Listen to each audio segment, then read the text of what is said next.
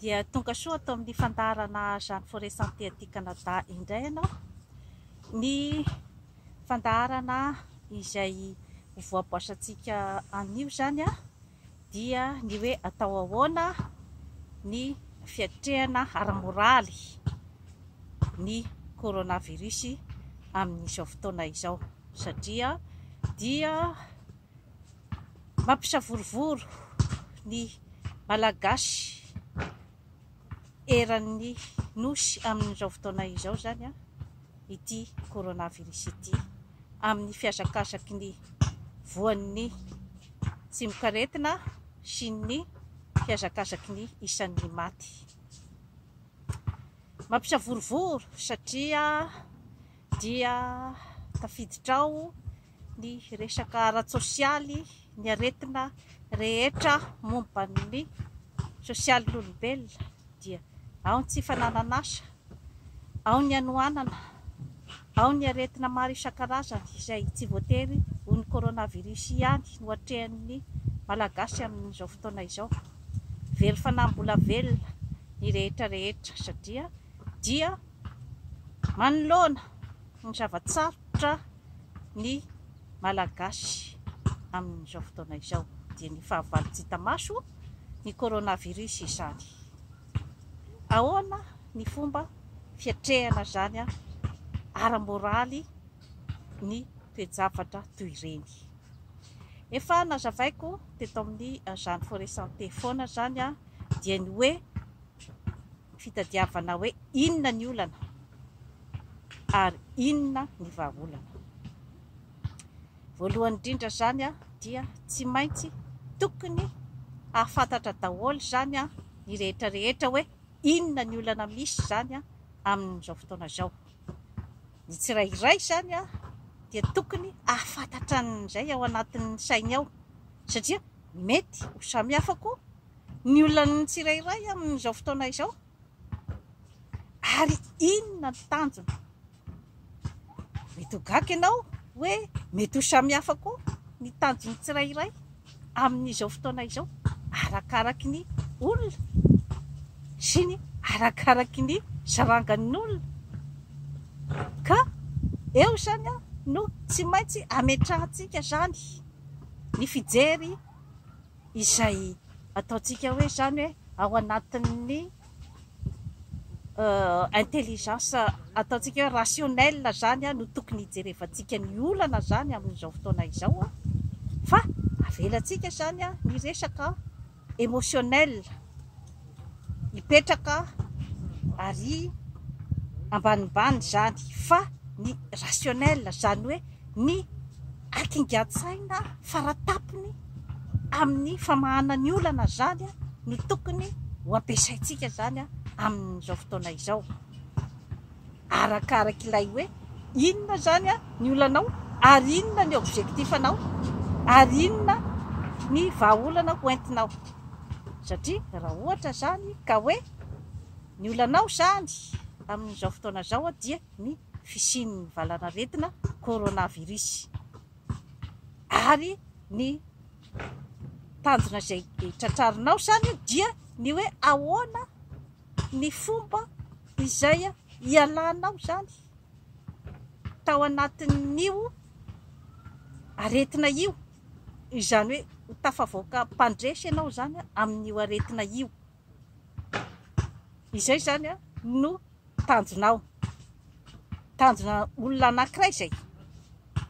Mety misy nefa ny manana tanjona hafa indray, ny amin'ny hoe ahoana ny fomba azahoako vola be ato anatin'ity mandritra nyity coronavirus ity. Hafa indray zany ny azy ny tanjona amin'izay fotoana izay, dia anjarany koa zany hoe aiza ny vahaolana entiny amin'izay fotoana izay. Mety misy ihany koa ny olana hafa izay hoe hafa koa zany ny tanjona, fa eto amin'ny olana voalohany zany no hojerevantsika zany, satria ny sarambabem-bahoaka zany dia ao amin'ny olana voalohany hoe ahoana ny hiatrehana an'ity aretiny ity, ary ahoana ny angalana ny tahotra,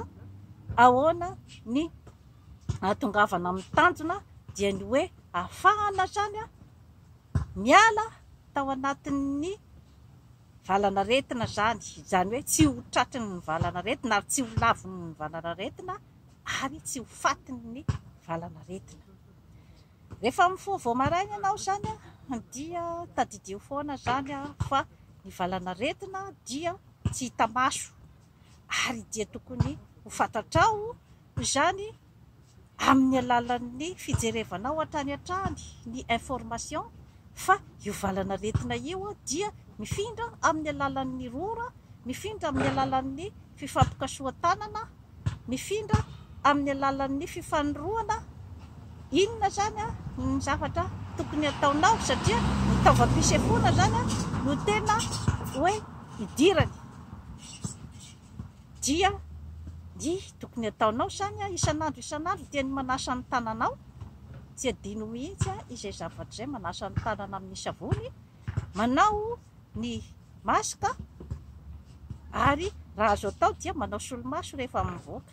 Ny antony dia ny hoe mba hahafahanao zany a hoe tsy misy vovoka miditra any amin'ny masonao ka hikoso maso matetika ianao zany. Zava-dehibe izay zavatra izay. Dia ny fanajana ny elanelana rehefa miresaka amin'olona zany dia eo amin'ny 2 metatra sy 3 metatra eo zany a ny elanelana izay tokony hotazominao rehefa miresaka. Dia ny fanajana ny fepetra ara-pahasalamana amin'ny resaka sakafo dia ireny efa natolotra teto ireny foana. Fa ny tenako dia je persiste et signe fa ny fiarovana voalohany indrindra dia ny sakafo ara-pahasalamana, dia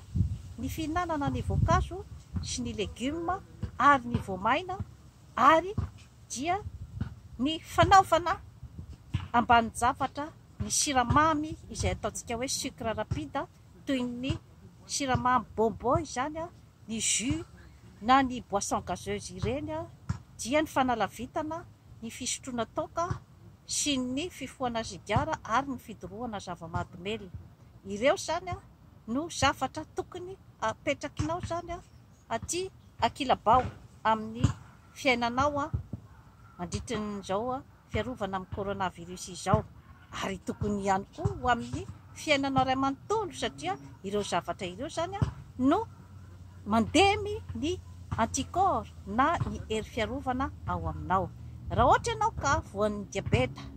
dia tokony mba hijery zany ny glycémie anao matetika zany. Raha ohatra ianao voan'ny fiakaran'ny tosidrà ny hypertension artérielle dia tokony mba mijery matetipetika ihany koa zany ny fiakaran'ny tosidrà. Izay zavatra rehetrarehetra izay zany ary dia manao foana zany ny arotava, tsy manao atsirambona an'izay karazana fiarovana rehetra izay zany ny olona iray. Izay zany dia efa mahatonga ny tahotra ao aminao hiena, ataontsika hoe any amin'ny 50% zany raha ohatra ka manaraka atsakany sy andavany zany an'izay fepetra rehetrarehetra izay ianao. Manaraka an'izay zavatra rehetrarehetra izay dia ny hoe ny fitiavanao hiaina, zava-dehibe izay zavatra izay. Izany hoe ny ainao zany aloha amin'izao fotoana izao no zava-dehibe aminao alohan'ny fitadiavam-bola sy ny sisa sy ny sisa. Ka ataovinao ao anatin'ny sainao fa tsy tokony hiady irery ianao satria matoa ianao nametraka ny fidy ny mpitondra dia olona napetraka ao teo no fidinao teo mba hiaro anao amin'ny fiainanao. Ka izay zavatra izay zany dia tokony ho eritreretinao ny hoe adidin'ireo mpitondra ireo ny manampy ny mpiarabelona rehetra, ny vahoaka izay nametraka azy teo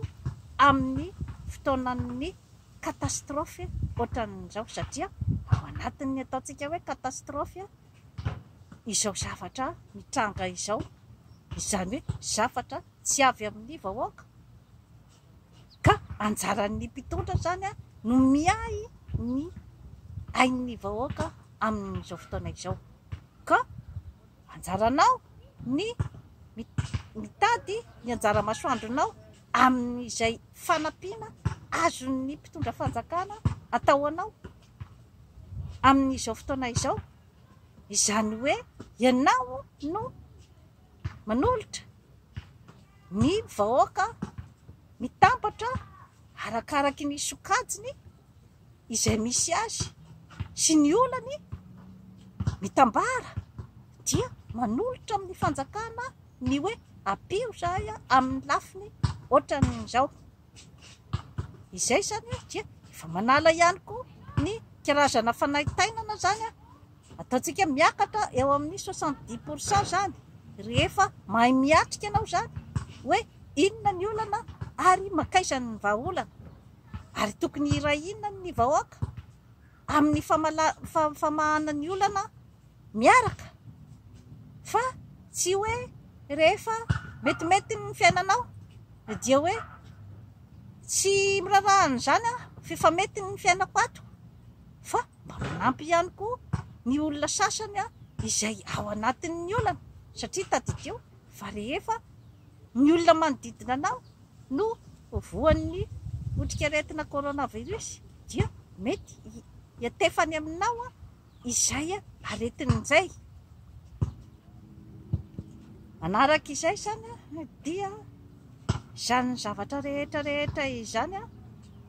dia hoentinao ihany koa mijery ny varinisanao ny tenanao. Izany hoe amin'ny fotoana io zany no tokony hienoenony tsirairay ny tenany hoe ahoana ny faharenesako ny fahasalamako amin'izao fotoana izao. Ka raha ohatra ka hoe mandre karazana fambara ianao ny amin'ny hoe miakatra ny maripana na ny température, mangovongovotra, marary an-doha, mandoha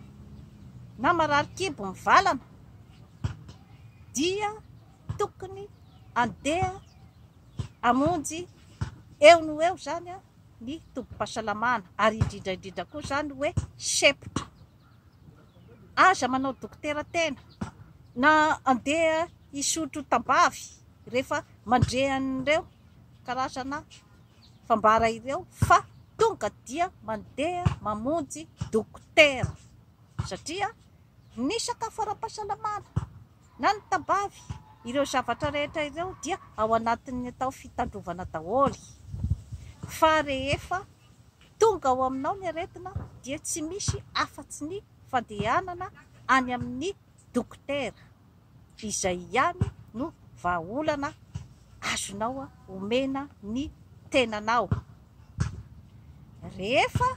mahafeno an'izay fepetra rehetra izay ianao zany dia ataoko fa efa miakatra any amin'ny 70 isan-jato izany ny fienan'ny fatahorana ao aminao, ary dia eo ny tokony ampitombo ny fifankatiavan'ny mpianakavy, ny fampitsinjovan'ny mpiarabelona, na dia tao ary tsy afaka mifanoroka, tsy afaka mifandray tanana, dia tokony tsy manakana ny fifandraisana po zany ny zavatra rehetra izany tompoko lahy sy tompoko vavy, ary dia tokony hanamafy izany ny fifankatiavan'ny mpianakavy, ny mpiray tanàna izany ity karazana aretina ity. Izay zany no tokony ho lafitsarany izay ho jerevanao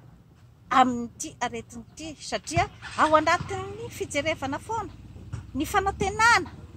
ao anatin'ny fieritreretana foana ny zavatra pozitiva, ny fiainana izay mety hiatsara aorian'ny coronavirus, no hahafahanao hanana ny angovo tsaratsara ao aminao izay tondra fahasalamana ho anao, satria raha ohatra ka milona ao anatin'ny fahadisom-panantenana ianao na ny tahotra be loatra dia mety animba ny fahasalamanao izany zavatra rehetra izany, ka hampanaky hampanjaka ny aretina ao aminao. Ny ho avin'ny Madagasikara raha ny fijeriko azy dia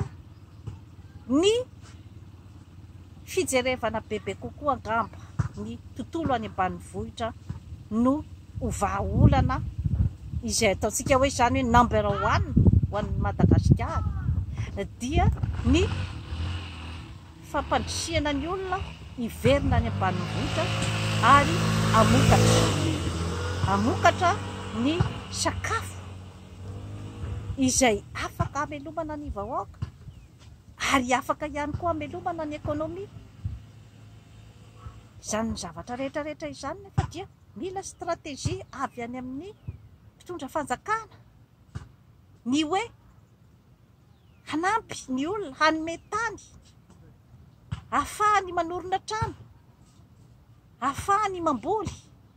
izany hoe hananany ny karazana autonomie izany. Ary indrindra koa izany dia ny fijerevana ny fandriam-pahalemana satria izay no antony mahatonga ny olona tsy mazoto intsony mipetraka any ambanivohitra dia ny tsy fandriam-pahalemana. Izay zany izay zavatra rehetrarehetra izay zany dia mba tokony ho tsinjovin'ny mpitondra fanjakana aorianan'ny izao coronavirus izao hoe inona no alternativa voalohany izany izay hoe afaka anavotana any Madagasikara. Ilay efa avy averimberipeto foana hoe inona ny zavatra eo ampelantananao, izay aloha no afaka hiavotanao voalohany indrindra aloha, vao izay ianao vao afaka andeha hijery zavatra hafa. Ny tontolo maitso mavana no zava-dehibe arena ao amin'ny tany iray, indrindrandrindra ohatran'ny tany tropicale ohatrantsika ao Madagasikara dia io no arenantsika voalohany satria ny mpizahatany ane dia ilay tontolo maitso mavana no tena zavatra tadiaviny voalohany raha vao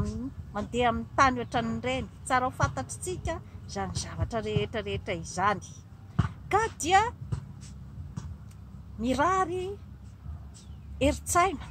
ho an'ny vahoaka malagasy ary mirary fahasalamana ho antsika rehetra ary mirary any Madagasikara hiala tao anatin'izao olana izao ary dia mbola miatso hatrany ny hery velona rehetra izay misy ao Madagasikara mba hiaraka hanao latabatra boribory hijery sy hamahan'ny olana satria ny hevitry ny maro mahatakatafitra. Dia toy izay sy toy izay indray tompoko lahy sy tompoko vavy no azo natolotra anao aloha manaova abonnement amin'izany forêt santé aty Canada fa hanatsara ny fiainanao. Veloma tompoko.